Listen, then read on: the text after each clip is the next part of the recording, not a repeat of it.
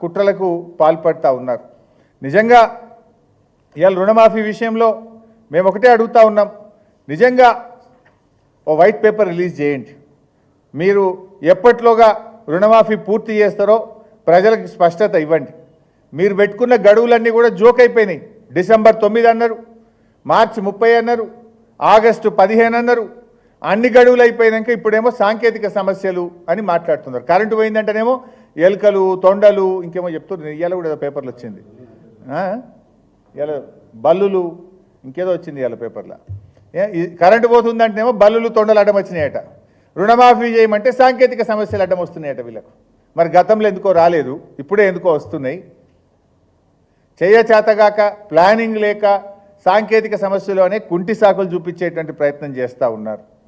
ఇవాళ రుణమాఫీ అని చెప్పి రైతులందరూ రోడ్ల మీదకి వస్తుంటే కళ్ళబొల్లి కబర్లు చెప్తుంది. నిన్న ఆర్మూర్లో ఎంత పెద్ద ఎత్తున ఏ రాజకీయ పార్టీ చేయలేదు, రైతులే రైతు సంఘాలే స్వచ్ఛందంగా రోడ్డు మీదకి వచ్చి నిజామాబాద్ జిల్లా ఆర్మూర్లో పెద్ద ఎత్తున రుణమాఫీ జరగలేదని రోడ్ల మీదకి వచ్చిన పరిస్థితి. దానికి సమాధానం చెప్పండి, దాని మీద రివ్యూ చేయండి.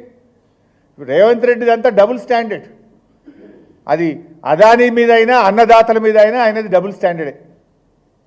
ద్వంద్వ ప్రమాణాలతోని ఇవాళ డైవర్షన్ పాలిటిక్స్తో రేవంత్ రెడ్డి పాలన జరుగుతూ ఉంది. నోటితో తిట్టడం తప్ప నోటితో ఇచ్చిన మాట మీద నిలబడడం రేవంత్ రెడ్డి గారికి చేత కావడం లేదు. ఇవాళ దేవుళ్ళనే మోసం చేసిండు, ప్రజల్ని మోసం చేయడం ఆయనకో లెక్కన. దరఖాస్తు ఇచ్చి దండం పెట్టిపోండి అన్నట్లున్నది ఇవాళ రైతుల పరిస్థితి. ఆడపోయి ఏఈఓలకు ఇవ్వండి. అరే మొదటి రుణమాఫీ అయిపోయి ఎన్ని రోజులైంది? ఇచ్చిన దరఖాస్తులకు ఒకటన్నా మీరు మీ ఏఈఓలపై ఎంక్వైరీ చేస్తున్నారా? ఇప్పటి వరకు రేషన్ కార్డు మీద ఒక క్లారిటీ ఇచ్చిండ్రా?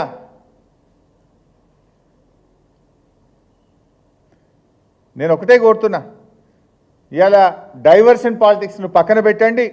దేవుడి మీద ఒట్టేసి ఇచ్చిన మాటను గౌరవించి తక్షణమే రైతులందరికీ రుణమాఫీ చేయండి. మీరు చెప్పింది 31,000 కోట్లు, చేసింది 17,000 కోట్లు, ఇంకా 14,000 కోట్ల రూపాయలు రైతులకు ఇవ్వాల్సి ఉంది. ఆ 14,000 కోట్లు ఇవ్వండి. ఆ 14,000 కోట్లు ఇచ్చి రైతుల్లో ఉన్న ఆందోళన తొలగించండి. దేవుళ్ళ క్షమాపణ చెప్పండి, రైతులకు న్యాయం చేయండి అని చెప్పి ప్రభుత్వాన్ని మేము డిమాండ్ చేస్తూ ఉన్నాం. ఇలా రైతు భరోసా ఏమైంది?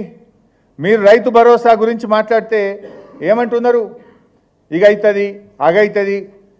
ఎప్పుడు దానికి కమిటీ చేసిండ్రు, జిల్లాలు తిరిగిండ్రు, కొన్ని జిల్లాలు తిరగనే లేదు. అసెంబ్లీలో పెడతాం మాట్లాడతామన్నారు, అసెంబ్లీలో పెట్టనే లేదు. మరి ఆగస్టు చివరి వారంలో వచ్చినాం. ఇలా చిన్న రైతులు ఉంటారు, వాళ్ళు లోన్ తీసుకొని రైతులు ఉంటారు, మరి వాళ్ళ పరిస్థితి ఏంది? ఇలా ఎన్నో పోడు పట్టాలు ఇచ్చినాం. ఆ పోడు పట్టాల వాళ్ళకి బ్యాంకులు లోన్లు ఇయ్యాయి. ఆ పోడు పట్టాల రైతులకు మరి ఈరోజు రైతు భరోసా రాకపోతే వ్యవసాయం ఎట్లా చేయాలి? ఆల్రెడీ నాట్లు అయిపోయినాయి, కలుపు అయిపోయింది, మందులు కొనుక్కోవాలి, ఇప్పుడు ఎరువు బస్తాలు కొనాలి. ఆ ఎరువు బస్తాల కన్నా రైతు భరోసా అందించండి. తక్షణమే ఇచ్చిన మాట ప్రకారంగా 7,500 రూపాయలు రైతు భరోసా కింద రైతులకు అందించాలని చెప్పి ఈ ప్రభుత్వాన్ని డిమాండ్ చేస్తూ ఉన్నాం. ఈ విషయంలో ఎందుకు ఆలస్యమని మేము అడుగుతూ ఉన్నాం. అయితే మొన్న పొంగిలేటి గారు కానీ నిన్న బట్టి విక్రమార్క గారు కానీ ఏదో అప్పుల విషయంలో మాట్లాడారు.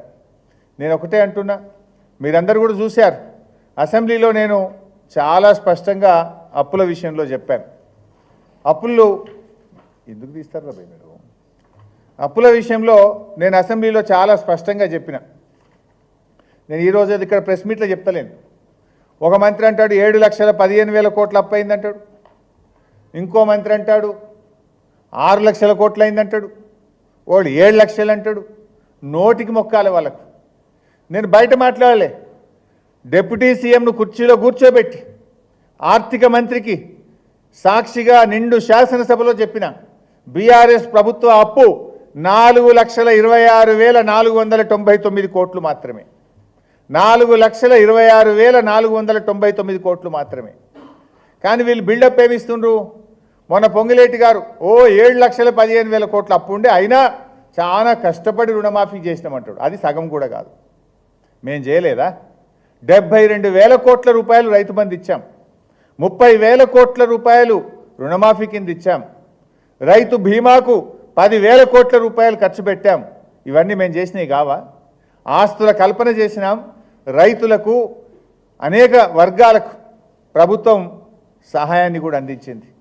కానీ మీరు ఇలా అప్పుల పేరు చెప్పి తప్పించుకునే ప్రయత్నం చేస్తున్నారు. నిన్న కేంద్ర ఆర్థిక మంత్రిని కలిసిన తర్వాత ఉప ముఖ్యమంత్రి ఆర్థిక మంత్రి నిన్న మాట్లాడుతూ బీఆర్ఎస్ ప్రభుత్వం అప్పులు బాగా చేసిందని చెప్పే ప్రయత్నం చేసిండ్రు.